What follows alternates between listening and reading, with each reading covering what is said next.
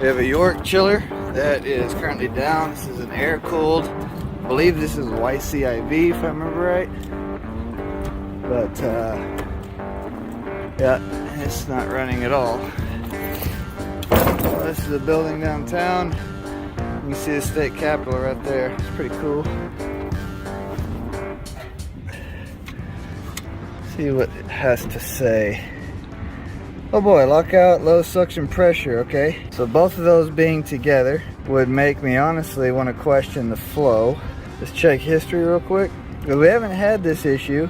All right, before I reset anything, first thing I'm gonna do is I'm gonna go check the pumps, and I wanna verify our flow, because this all just started giving us trouble, and we've not had issues prior.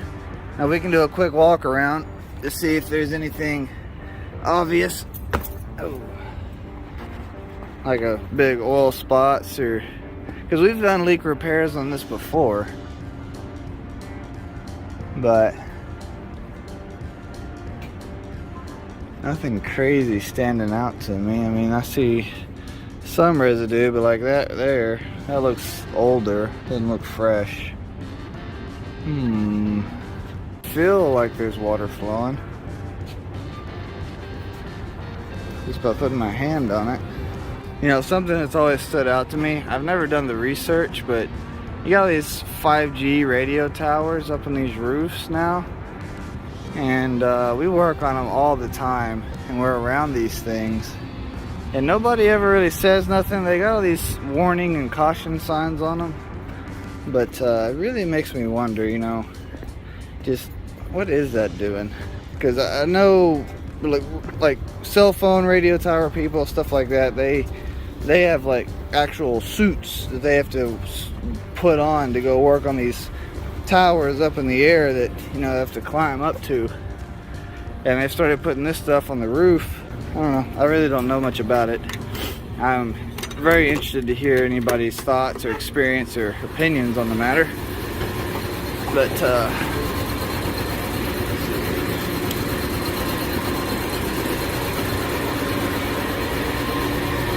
so one set of pumps is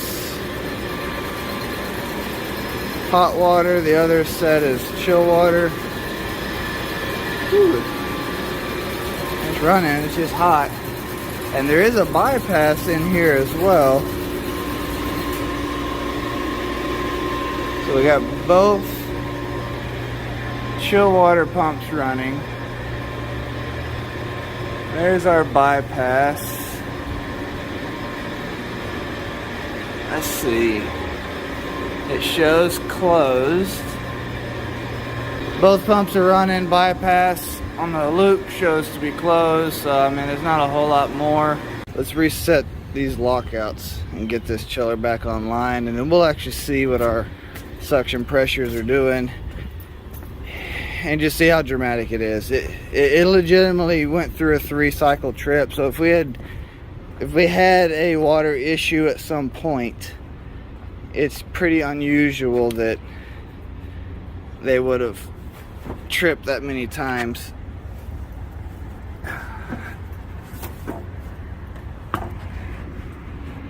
Okay, to do this, system switches on 1, reset lockout. I'm just going to do circuit 1 for now, because I want to see what circuit 1 does. Alright, so our the coolant pump, the glycol pump, is kicked on, and it is running. Sounds a little rough listening to it. Compressor 1 is starting up. So our temperatures. So the first thing I'm going to do is I'm just going to monitor our temps and see what they do.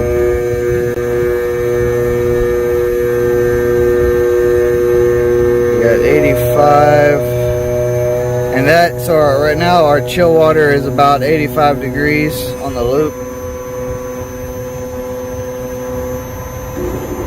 I mean, it sounds pretty good so far. Now something you got to be careful of, in this loop it usually does not run much of a load. Honestly, this is another one of those loops where we struggle putting much load on the chiller to begin with, which is part of the reason why. Okay, so two reasons. One, I want to be able to monitor just one circuit and focus on it to make sure it's doing okay.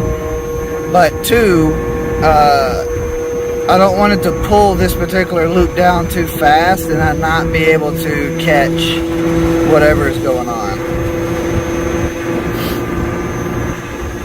Saturation 63, heat 16. Let's go see what our flash tank feed valves at 58, 17%. Drain valves at 37, 17.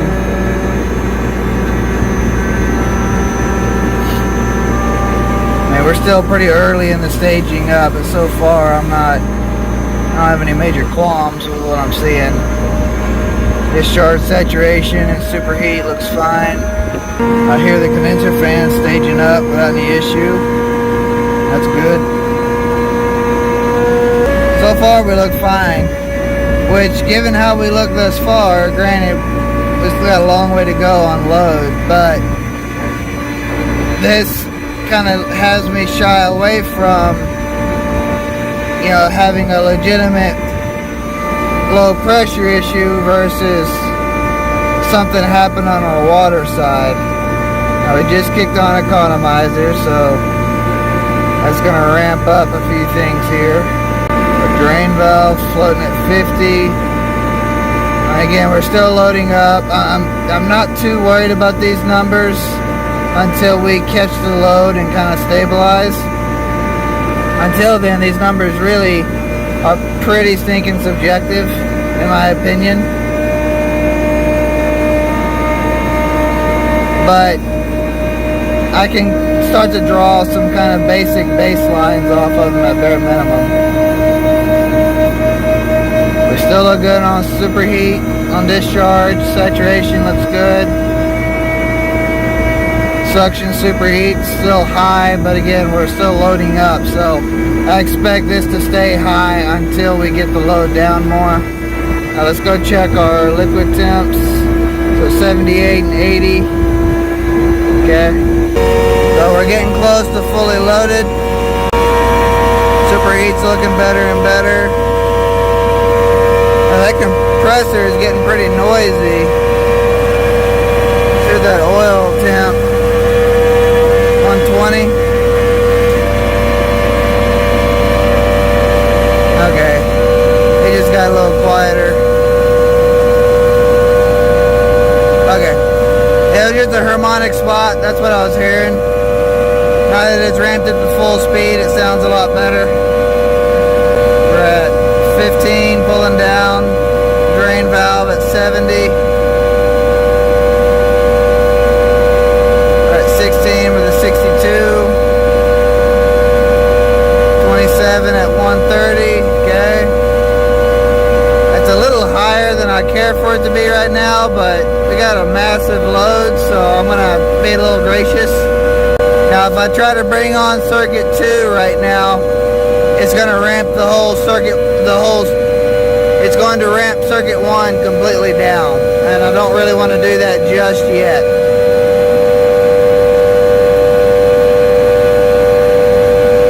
Our set point is for superheat. Our set point is 10 degrees, so just keep that in mind. We're down to 68. This is a DX evaporator on this particular style, so we're looking for within about 10 degrees or so on our approach, which we are right at, which at a full load I expect we have achieved our superheat set point on the suction, so that's good. We should start seeing the drain valve back down, which it has. I mean, honestly, this unit's operating well within reason. Granted, we have a very high load right now. What this leads me to believe, though, is we did not I really don't think we had a refrigerant issue as to what tripped us out. It really looks like we had something happen on the water side based off of these readings. Now what I can do is I can go into the history and we can look at this lockout. I can cycle down. See, the circuit 2 had already locked out by this point. Yeah, see right there. We show an entering of 38 degrees and a leaving of 45. Now keep in mind, this gets captured right at the point of shutting down. So it could be a little skewed.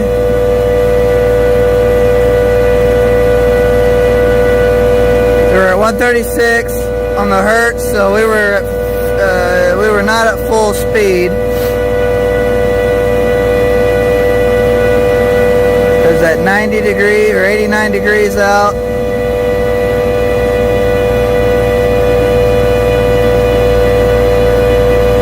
When we were at superheat, our saturation was super low.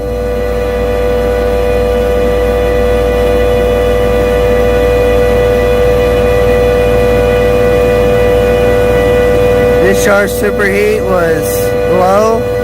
Well, I mean, the superheat was high, but the temperature was low. Because at 90 degrees or 89 degrees out, we should have been way higher than that. We're at 42, 44, 45. I mean, we weren't like in a low charge state. That's the thing. Okay, so what this leads me to is I'm now questioning, is that leaving even see, we're pretty loaded right now. I should have more than a degree of differential there. I want to check this leaving water sensor, because now I'm wondering, is that sensor gone bad and it's giving us a false reading, and it's allowing the chiller to go way past set point once it pulls down. That's really what it's looking like, because it was showing 38 degrees on our entering water. That tells me that we've failed. Yeah, this is our leaving here. We got a Pete's plug right up top. For all the pipe fitters and installers out there that put these in, I very much appreciate you in so many ways. Okay. We'll let that settle out. We were showing about 65 last I was at the panel.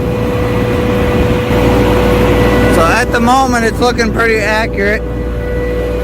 What I'm going to do with that from here is I'm going to go look through those same readings on circuit 2 whenever it tripped, and see what circuit 2 said it was doing.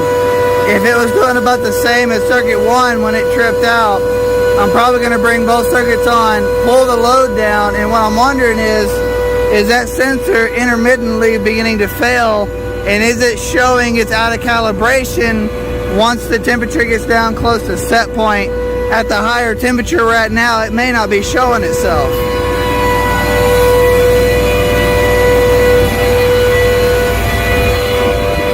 Now, for context, this entering sensor really doesn't tell the chiller a whole lot. It's really the leaving that has the most impact on the system. So just keep that in mind.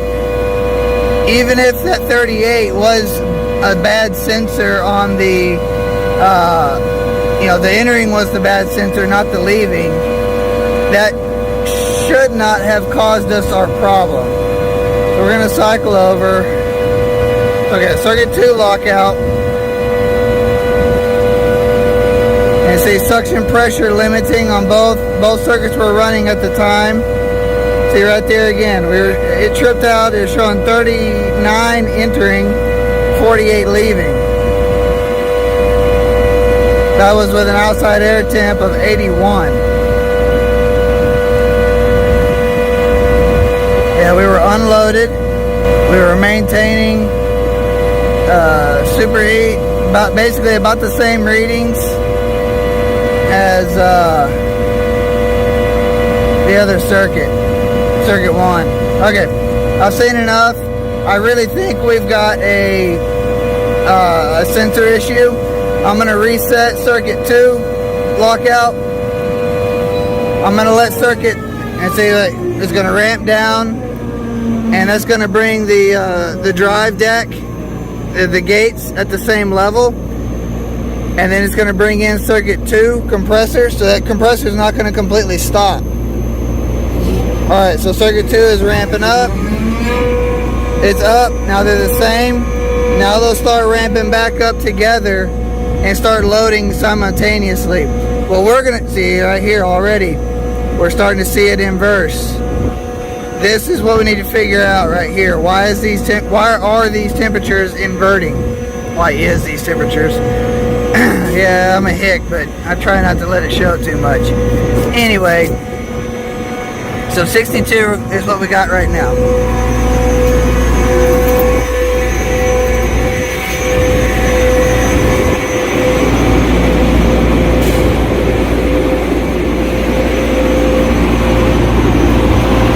And we show 61. Seeing these are there, but I don't think those work, to be honest.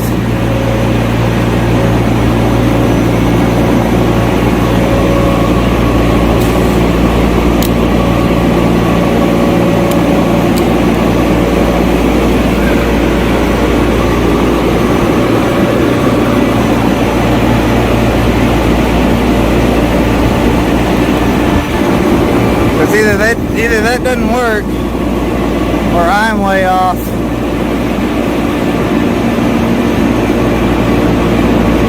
Or maybe I didn't have it inserted well enough. Well, let that be a lesson to you. I did not have my probe inserted far enough. It looks like these temp sensors are within reason accurate, enough for the test we're doing at minimum. So we show 56 there. Let's go find out what that other side is reading. That should be our entering over there. Yeah, see, we show 59. If we come back here, we're showing 59 entering, that's right. 57.5 on the leaving. So by the time I walk over here, it'll probably be about 57-ish. Yeah, we got 52. Okay, that confirms it. The problem is that leaving water sensor has failed completely. The entering water is doing fine. Leaving water is not. I'm going to go ahead and shut the machine down. And what I'm going to do is I'm going to trade those two sensors out. And by doing that, that'll get an accurate sensor on the leaving. The entering won't matter. It'll be reading high anyway. It's not going to make a difference. And then we can tell the customer we made a temporary repair on site with the sensors. It'll be enough to keep them online. And then we can get the other sensor ordered and get it replaced, you know, once it comes in. Thankfully, these are pretty easy sensors to do. You can just plug and play with them. They're no big deal to do. Oh, curl up underneath here. Okay, right there's our bad boy. So this is the good one.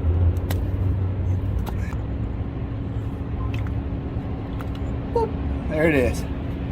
As I stated, this is a good one. We're gonna trade them, so we'll bring the other one back over here.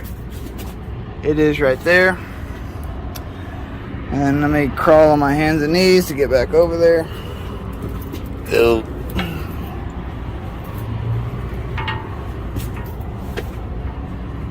Okay, we are here. Now, an issue I've seen quite a few times is this one doesn't look like it's got it, but these wires will start to decay and they'll corrode right here and right here at those bend points, and they'll start to go bad and have issues. These aren't doing that, thankfully, but I've seen that quite a few times, and we've had to replace these harnesses more than once because of that. So just something to keep in mind and look out for as you're troubleshooting.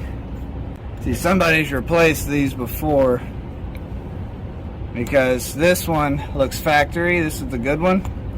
The other one I just took out looks like it's been changed once before. It's been a long time, and these sensors do fail every few years.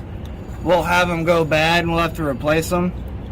Normally on our PMs, as long as they're within 2 degrees, we'll call them good, but bam, we're good to go. Hey, before I turn it back on, I'm going to verify these readings and make sure that we're within what we're expecting to be. So that shows 60, 64, which is sounds about right. So we got 61. Yeah, we're within a few tenths of a degree. I need to calibrate my temp probes. Actually, I may just replace them. I've had those for a few minutes now. I was doing some readings earlier today, and it was a little further off than I wanted it to be. Anyway, so basically at this point, we're going to turn it back on.